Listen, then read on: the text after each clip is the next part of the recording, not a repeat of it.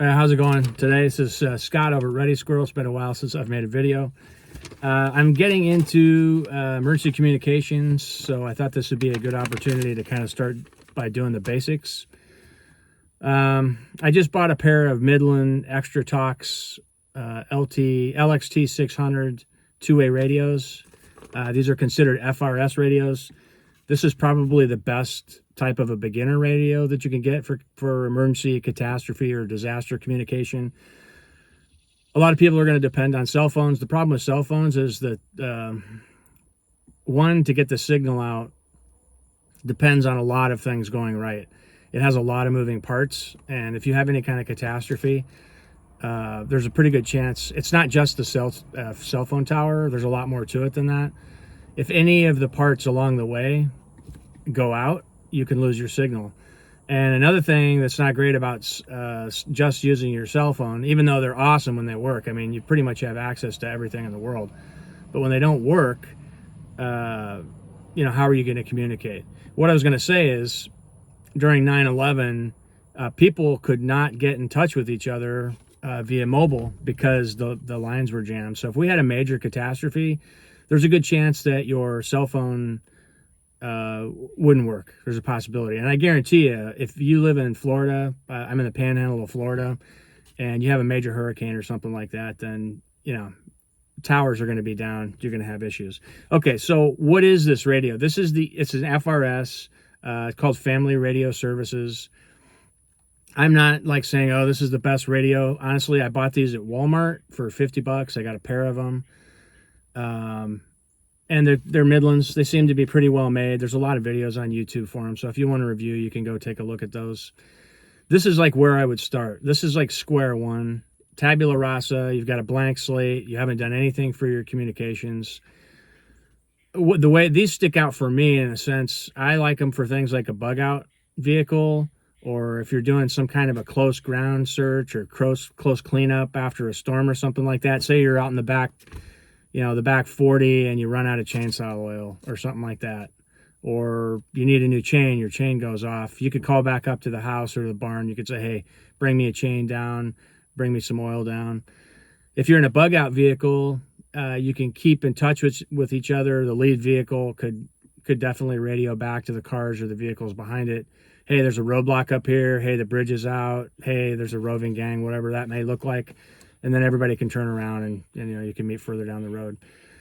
Okay, so another good thing about these is anybody can use them. You basically put 3 AA batteries, or this one that comes with a NIM battery, and then it's got a tabletop charger. So they're easily charged that way. And again, you can also use the AAA batteries. There's 36 channels on this. 23 of these channels have what's called quote unquote privacy channels or privacy codes. The only problem with that is if somebody is on the same channel 1 through 36 and they have the same privacy code, they can hear your communication. So if you're worried about OPSEC, you're going to get a lot further along than using these. These are just basically for simple communication. These are not for, post-apocalyptic OPSEC, on the ground. You don't want your enemy to hear what you're saying. These are basically good for, the average range for these is up to a mile. These are not going to work well in like an urban area or any area with some topography. Like New York City, you'd have to go up on the top of a building probably to get your signal around, because the signal travels straight. If it hits a tree, if it hits elevation, if it hits a hill, then the signal's done. That's it. So that is a downside of this, is it's short range, but I think you're going to find that most of the radios, unless you get licensed, are going to act like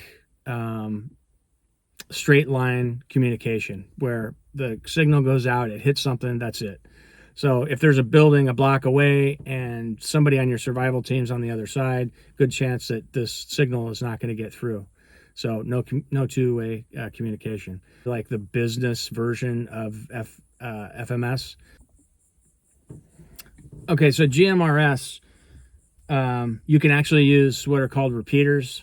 So there's towers around that will actually bounce or move your communication along.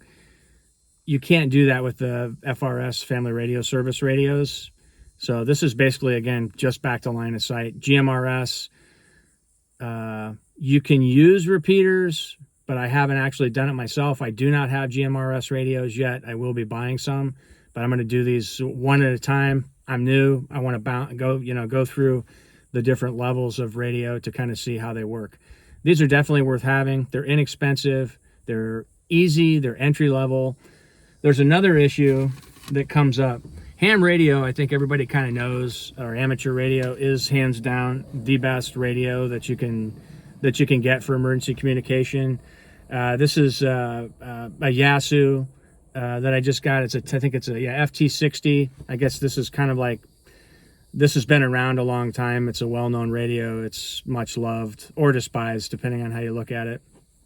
The average person, including myself at this point, cannot turn this radio on and make it work. You cannot communicate with this unless you know what you're doing. This kind of radio, this ham amateur radio, is on frequencies. This is on channels. So 1 through 36, go to channel 1, go to channel 6, go to channel 36, and both your radios are on. You've got a transceiver, you can talk, and you can receive. So you've got communication. This is a lot more complicated. I don't even really want to get into it. I'm studying right now to take my ham license. Multiple frequencies, specific licenses allow you to access certain frequencies to get the extended service, the extended range on a signal with a ham radio. You need to use tones to get through to the towers. There's different channels.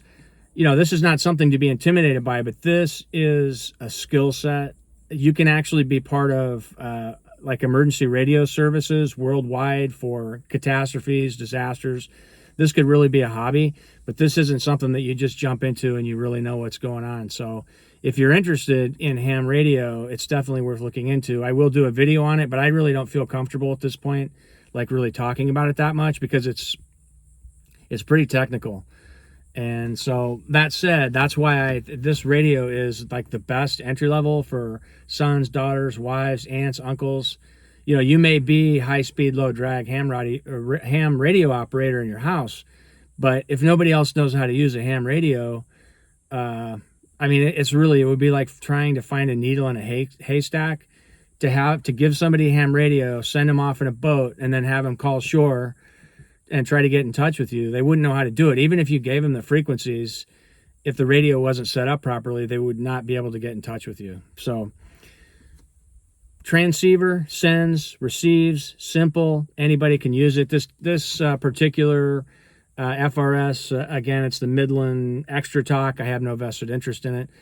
You can also scan the NOAA weather channels on this.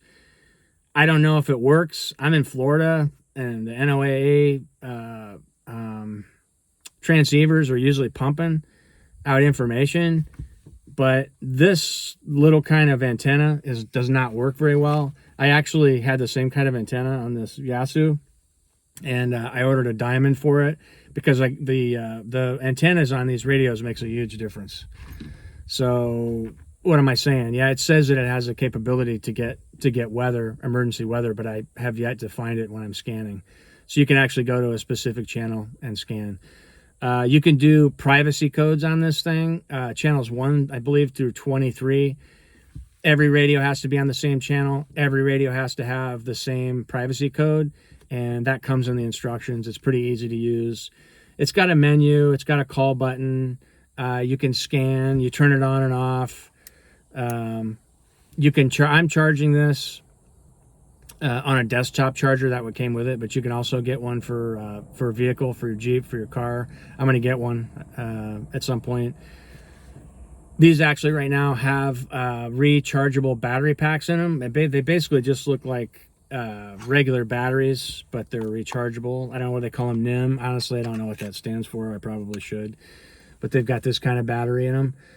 But you can also use AAAs instead of this. So I like the idea of having radios on batteries, because you can have a buttload of batteries in like a bug out vehicle or a bug out boat and have a little bit of communication. These radios shine on the water, and like in the Great Plains areas where there's like no topography, there's no building, I don't want to say not urban areas, the opposite of urban areas. I think these would probably suck in like New York City. Thanks for watching, guys. See you next time.